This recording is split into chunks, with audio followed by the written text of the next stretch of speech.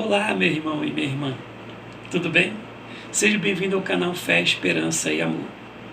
Hoje nós estaremos dando continuidade à leitura da Palavra de Deus para o livro de Salmos. Nós vamos estudar hoje o capítulo 21. Vamos ler, irmãos? Na tua força, Senhor, o rei se alegra, e como exulta com a tua salvação. Satisfizeste-lhes o desejo do coração, e não lhe negaste as súplicas dos seus lábios. Pois o sopro das bênçãos de bondade põe-lhe na cabeça uma coroa de ouro puro. Ele te pediu vida, e tu lhe deste, sim, longevidade para todo sempre. Grande lhe é a glória da tua salvação, de esplendor e majestade o sobrevestistes. Pois o puseste por bênção para sempre, e o encheste de gozo com a tua presença. O rei confia no Senhor, e pela misericórdia do Altíssimo jamais vacilará. A tua mão alcançará todos os teus inimigos, a tua destra apanhará os que te odeiam. Tu os tornarás como fornalha ardente quando te manifestares. O Senhor, na tua indignação, os consumirá, o fogo os devorará. Destruirá da terra a sua posteridade e a sua descendência de entre os filhos dos homens. Se contra ti intentarem o mal e urdirem intrigas, não conseguirão efetuá-los, porquanto lhe farás voltar as costas e mirará o rosto dele com o teu arco. Exalta-te, Senhor, na tua força. Nós cantaremos e louvaremos o teu poder. Meu irmão e minha irmã, esse momento que o salmista Davi vai compor esse salmo, ele vai, mais uma vez, tentar nos entender como é o tratado de Deus para com o seu rei, que vai ter uma certa semelhança com os Salmos 20. Só que no Salmos 21, ele vai falar de como Deus trata com seu rei, e vai dizer também como Deus o protege, e como Deus vai se vingar de seus inimigos, e que Deus soberanamente escolheu o seu rei. Então leiamos para vermos como é que Davi quer que eu e você percebamos como é que Deus o considera o rei de Israel, como é que Deus unge e o que ele espera do seu ungido. Começa o capítulo 21 de Salmos, tem por título Ações de Graça pela Vitória. São ações de graças que eles vão fazer por vitórias alcançadas. Ele começa dizendo assim: na tua força, Senhor, o rei se alegra. Quando Davi fala na tua força, meu irmão e minha irmã, ele diz na tua, Senhor, não dos meus compatriotas, não dos que podem me ajudar, e muito menos na minha, mas na tua força, porque a força de Deus, ela é soberana. É uma força que é capaz de mover aquele que está parado e é capaz de parar aquele que está se movendo. Deus do seu santo templo, quando Ele está governando e Ele está administrando o seu povo, Ele usa a sua força. E quando Ele fala na tua força, Senhor, o rei se alegra, ele diz: Senhor, o meu coração fica muito feliz de saber que, aliás, meu coração fica muito tranquilo em saber que o Senhor que está governando esse mundo.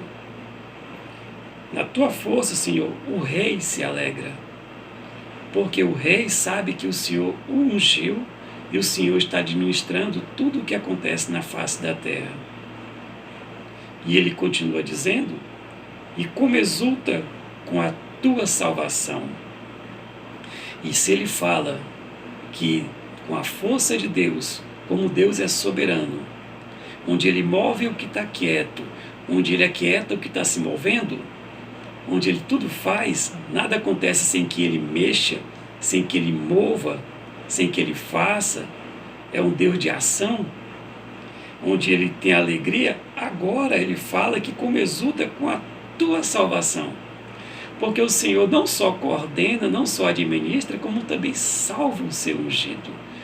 porque os ímpios e o inimigo da nossa alma estão no mundo, mas nesse momento que eles procuram tentar tirar o ungido de Deus e procuram usar os ímpios para que eles procurem destruir as obras de Deus, o Senhor vem e salva, o Senhor vem e liberta, o Senhor vem e tira daquela condição onde o rei não tinha por onde sair, onde o rei ou Davi não tinha como escapar daquela aflição.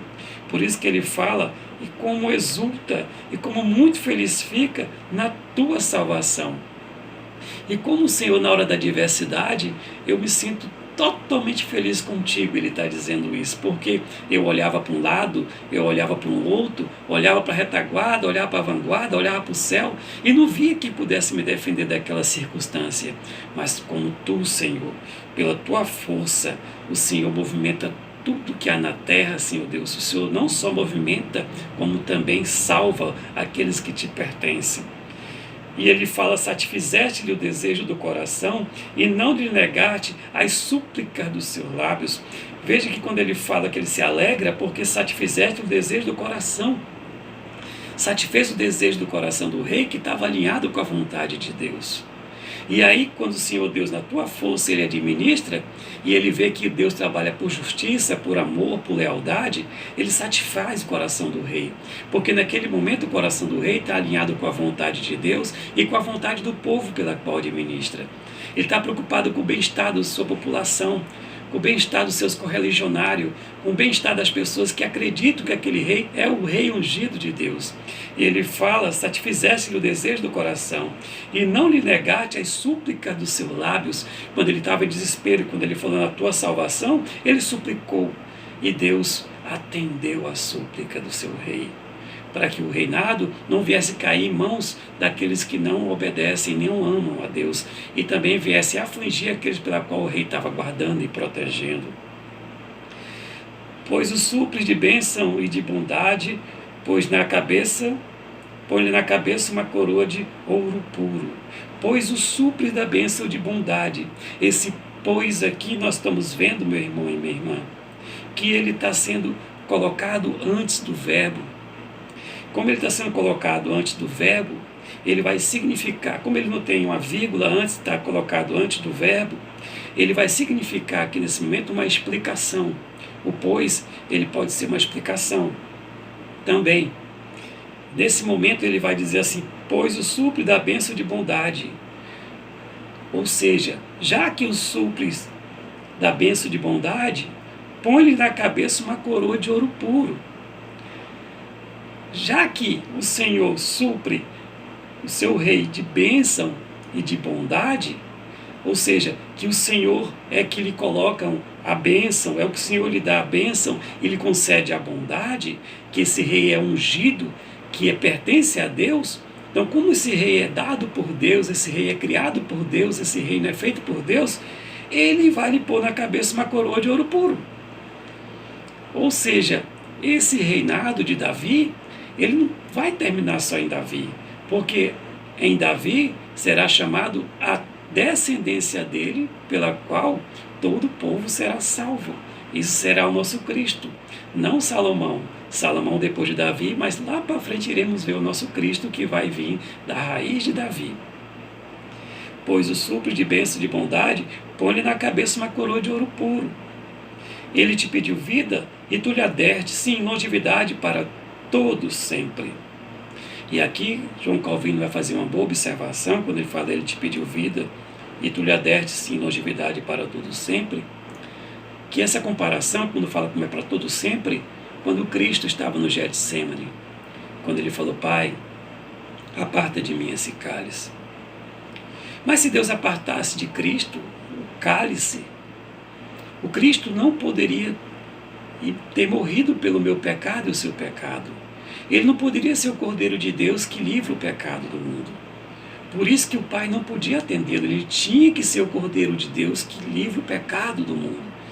Ele foi escolhido por Senhor Deus antes da fundação do mundo para vir morrer pelos nossos pecados. Eles decidiram assim acontecer, Deus Pai, Deus Filho, Deus Espírito. E o Pai Santo decidiu que o Filho seria entregue. Isso nós vamos ver em profecias. Isso nós vamos ver em Samuel. Isso nós vamos ver também em Isaías, que apontam para o Cristo. E quando ele fala, ele te pediu vida e tu lhe aderte, sim, longevidade para todo sempre. Porque hoje, com o Senhor Jesus Cristo, ele já ressuscitou dos mortos, ele vive ao lado de Deus Pai para reinar por todo sempre, e assim defender a mim e a você. Mas Davi também, como sombra dessa história, onde Cristo vai ser a imagem, ele vai dizer, pois te pediu vida. Porque quando Davi estava passando por situações difíceis, ele queria só apenas estar vivo, quando ele era perseguido. Deus, eu quero só ser vivo, eu não quero outra coisa na minha vida. E Deus não deu só vida a Davi, Deus deu longevidade para ele também. No versículo 5 ele fala, grande lhe é a glória da tua salvação, de esplendor e majestade os sobrevestistes, porque grande é a glória da tua salvação, Senhor. A glória pela qual o teu poder foi manifesto, o teu poder foi observado por aqueles que entenderam que não tinha como Davi ser liberto dos seus inimigos, não tinha como Davi vencer os seus inimigos, senão pelo Deus Todo-Poderoso. E a glória foi dada para esse Deus, porque disseram, o Deus de Davi foi que venceu a batalha. Então, grande Senhor, grande lhe é a glória. Não é uma glória qualquer, é uma glória imensa, Senhor Deus, da tua salvação. De esplendor e majestade os sobrevestistes. Ou seja, Senhor Deus, quando o Senhor ungiu o seu rei, as pessoas observaram que o teu rei, ele tinha poder, porque o Senhor deu a ele, e autoridade, porque o ensinou como servir ao Senhor. E o versículo 6 ele vai dizer, pois o puseste por bênção para sempre, e o encheste de gozo com a tua presença. Mais uma vez um pois explicativo, que ele vai dizer, pois o puseste por bênção para sempre, e o encheste de gozo com a tua presença. Já que puseste por bênção para sempre, e o encheste de gozo com a tua presença. Então, veja que dessa forma, grande lhe é a glória da tua salvação, de esplendor e majestade lhe sobrevestistes, já que puseste por bênção para sempre, e o encheste de gozo pela tua presença. Ou seja, Davi foi escolhido pelo Senhor Deus. E isso ele não para de clamar, ele não deixa de dizer para mim, para você, porque dessa forma ele vai mostrar que toda a vitória que ele alcançou, e todas as vezes que ele foi liberto de situações difíceis, as vitórias pertencem a Deus e a libertação também pertence a Deus. E ele vai continuar isso no versículo 7. Sendo assim, o rei confia no Senhor, e pela misericórdia do Altíssimo jamais vacilará. O rei tem fé, o rei acredita no Senhor, sim. Mas não é só tem fé e acredita. Ele também vê que a misericórdia do Altíssimo jamais, pela misericórdia de Deus, pela compaixão levantada ao servo dele, jamais ele vacilará. Davi está dizendo a mim e a você que se ele não vacilou, se ele não morreu, se ele se manteve aos pés do Altíssimo, foi a misericórdia de Deus que o alcançou. Pela misericórdia do Altíssimo, jamais vacilará. E no versículo 8 ele vai dizer sobre os inimigos de Deus. Ele vai dizer, a tua mão alcançará todos os teus inimigos. A tua destra apanhará os que te odeiam. Tu os tornarás como em fornalha ardente quando te manifestares. O Senhor na tua indignação os consumirá e o fogo os devorará. Aqui, possivelmente o salmista, a colocar esse significado de fornalha, fogo ardente, vai trazer à memória a história de Sodoma e Gomorra. Quando o Senhor do céu, por ver que Sodoma e Gomorra eram duas cidades onde não tinha justiça, não tinha amor a Deus, nem se falava amor ao próximo, ele destruiu com fogo e enxofre. Onde Ló foi liberto, ele e sua família, e sua esposa virou pedra de sal quando olhou e teve saudade dos pecados que aquele povo tinha. Ou então por curiosidade ela olhou, ninguém sabe por que ela olhou, mas sabemos que ela virou estátua de sal. E esse fogo, esse enxofre, foi derramado como um símbolo da ira de Deus. com a forma como Deus vai tratar os seus adversários, aqueles que o odeiam. Que ele fala: a tua mão alcançará todos os teus inimigos, a tua destra apanhará os que te odeiam. Tu os tornarás em fornalha ardente quando te manifestares. O Senhor, na tua indignação, os consumirá, e o fogo os devorará. Devemos observar, meu irmão e minha irmã, que aqui está se dizendo o juízo final. E que se Deus nos separou para amá-lo, adorá-lo, servi-lo, também existem aqueles que não vão amá-lo, não vão adorá-lo e não vão servi-lo. E esses irão para o fogo eterno. Porque se Deus, quando se usou do seu fogo em Sodoma e Gomorra, como um punhado de pessoas comparado com o mundo, isso é apenas sombra da verdadeira imagem do que vai acontecer no seu Apocalipse. Destruirá da terra a sua posteridade e a sua descendência de entre os filhos dos homens. Veja que aqui o Senhor está destruindo os ímpios e os filhos dos ímpios. Não que os filhos sejam culpados pelos pecados dos pais, mas quando fala o filho dos ímpios, é aqueles ímpios que na sua impiedade ele cria discípulos de impiedades. Aqueles filhos que o servem, que viram discípulos do pecado contra Deus. Porque não sabemos quem são os eleitos e não eleitos, mas Deus sabe. Eu sei que eu sou eleito, e você deve saber que você é eleito. Mas Deus sabe quais não são os eleitos. Porque o eleito, ele teme a Deus. O eleito, ele peca. O eleito, ele chora. O eleito, ele se cansa. O eleito, ele se agonia. O eleito, ele fica triste. O eleito, ele fica cansado. Mas Cristo disse: vinde a mim todos que estáis cansado e sobrecarregado, e eu vos aliviarei. Veja que o eleito, ele é convidado por Cristo. E o eleito, ao estar dessa forma, ele vai ouvir o seu Cristo. Porque Cristo disse: as minhas ovelhas ouvem a minha voz e me conhecem quando eu as chamo. Por isso que nós somos eleitos. Mas os não eleitos, eles não se entendem com Deus, porque eles o odeiam. Destruirá da terra sua posteridade, sua descendência e dos filhos dos homens. Se contra ti intentarem mal e urdires intriga, não conseguirão efetuá-lo.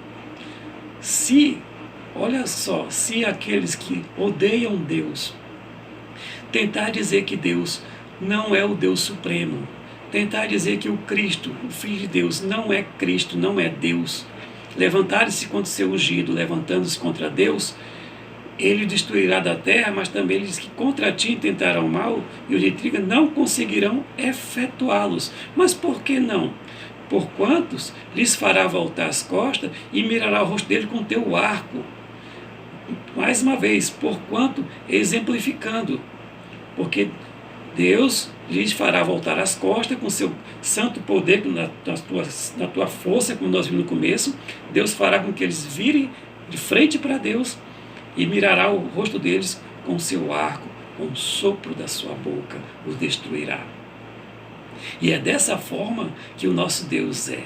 E é dessa forma que o nosso Deus agirá. Não temos dúvida disso.